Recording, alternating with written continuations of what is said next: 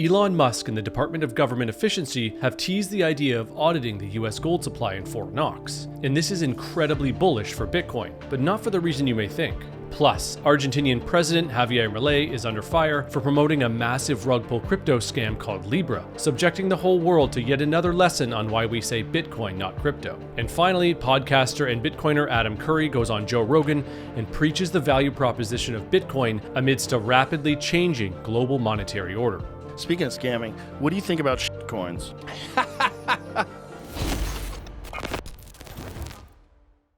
All right, lots to cover today, so let's get right into it, starting in Argentina. President Javier Milei is under intense scrutiny after he promoted LIBRA, a crypto pump and dump scam that rocketed up in value after his promotion and then swiftly sold off and dropped over 95% within hours. Milei originally posted on X on Friday promoting the crypto project as, quote, dedicated to boosting the growth of the Argentinian economy by funding small businesses and entrepreneurs. Shortly after the promotion, the value of the token rocketed up to over $5 per coin and a market cap of over $4 billion.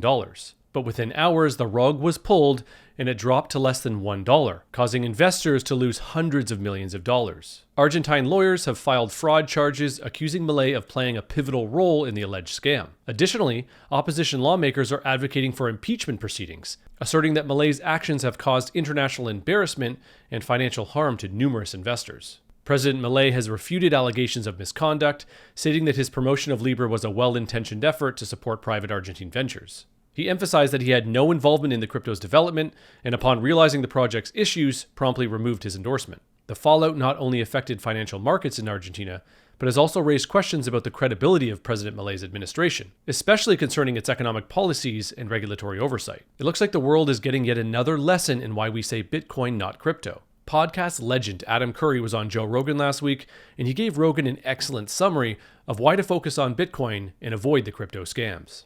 Speaking of scamming, what do you think about shitcoins? Like, what's your take on like Haktua coin, and Melania coin, and those are more meme coin. More meme coins. Coins, right? Isn't that what a meme coin is? So the only coin I believe in is Bitcoin, and we've talked about this before. Right. In fact, I looked it up, hoping you would bring it up.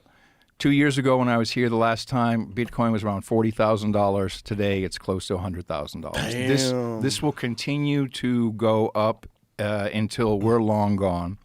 So I don't believe in coins at all because Bitcoin has no CEO. There's no one in charge of it. It's literally tens of thousands of people around the world who run these nodes that make it open and make it run and keep it at this 21 million coin limit. I'm totally down with Bitcoin. Okay. I'm with you. Good. But I think the coin thing is fascinating, that anybody can create a coin. Yeah.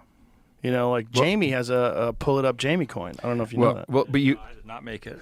Don't put that on me. You do not. It's out there now. I mean, now that you just said it, No. because we brought it up yesterday with the Boneyard guy, with John Reeves, and we said, you should have your own coin. Get it the Boneyard coin. And now apparently somebody made one. So this is... You bring this up in context of scams because they are scams. The way it works. Trouble. So if I wanted to make a quick amount of money, I'd have a coin and I'd have my bots ready and I'd say, hey Joe, have you heard about my Curry coin? And you'd be like, no, wait a minute. And it would come out and it would skyrocket. My bots would sell it. I would make a lot of money and it would be dumped right away. It's a scam over and over and over But what again. if you don't sell it? Yeah, then you'll have empty bits worth nothing.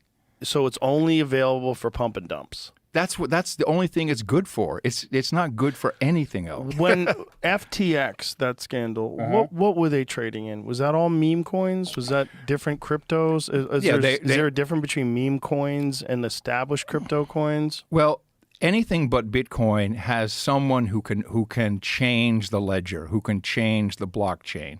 Bitcoin, you can't do that. It has it's a beautiful system. The checks and balances are immutable. I mean, that's the beauty of Bitcoin. Any other blockchain that is owned or operated by a company or people can be and will be manipulated.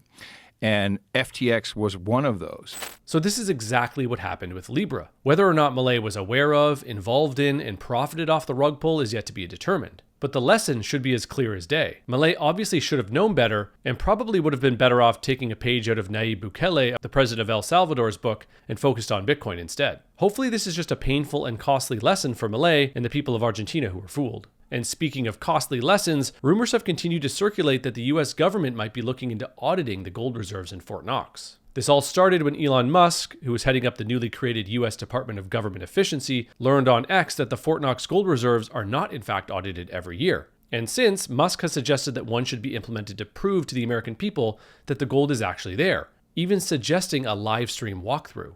Senator Rand Paul of Kentucky showed support for this initiative, advocating for increased transparency and regular audits of the nation's gold holdings.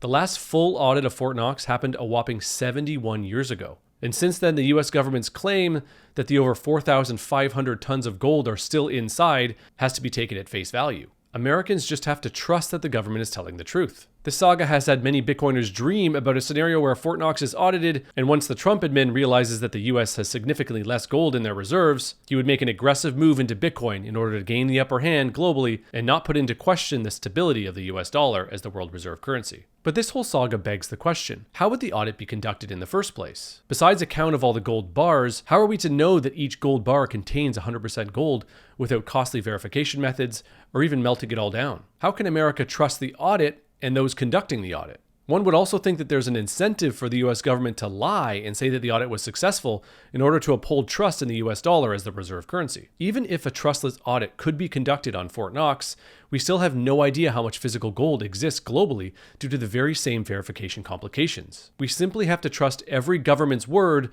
that they hold the gold that they say they do. And this is the fundamental flaw with gold that Bitcoin solves.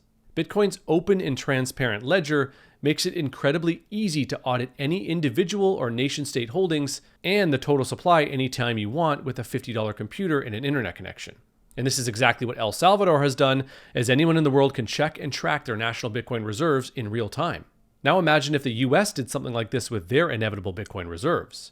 Instead of a secretive lockdown military facility, there would be a set of transparent Bitcoin addresses. No trust, no speculation, and no costly audits necessary. Just an open and transparent ledger that any individual can verify themselves instantly. This isn't just the future. This is what Bitcoin offers individuals and nation states today. This Fort Knox gold audit, along with the Argentina LIBRA scam, are educating the world of the true value of Bitcoin. And that, ladies and gentlemen, is extremely bullish, especially as the world is in the midst of a rapid reordering of the global monetary order. Rogan and Curry also talked about this seismic economic shift that we are all living through and Bitcoin's place in it. I really believe in Bitcoin, and what we're seeing now, there is something interesting going on. Our dollar is in big trouble. And President Trump knows this. This falls into kind of the tariffs talk. Have you heard about stable coins? No. Okay. Our monetary system, it really started after World War II, 1944. And Europe in particular was very worried that after the war, they would fall into the same Great Depression that happened after World War I when we had the Great Depression. So they brought in all the economists and all the money. People got on the Queen Mary and went to the States to Bretton Woods. You've heard of Bretton Woods probably. No. The Bretton Woods system? Okay.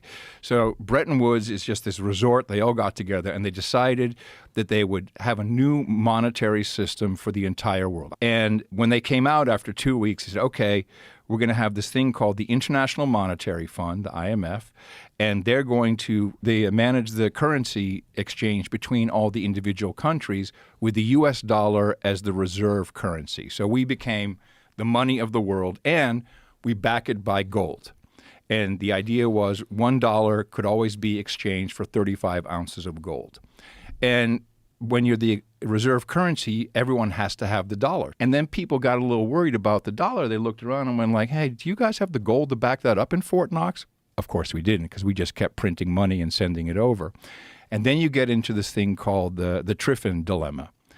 And that means that when you are the reserve currency, your currency is basically overvalued and you can't export anything. And that's exactly where we are today. Our products are too expensive to ship to China and sell in China because of the value of our dollar.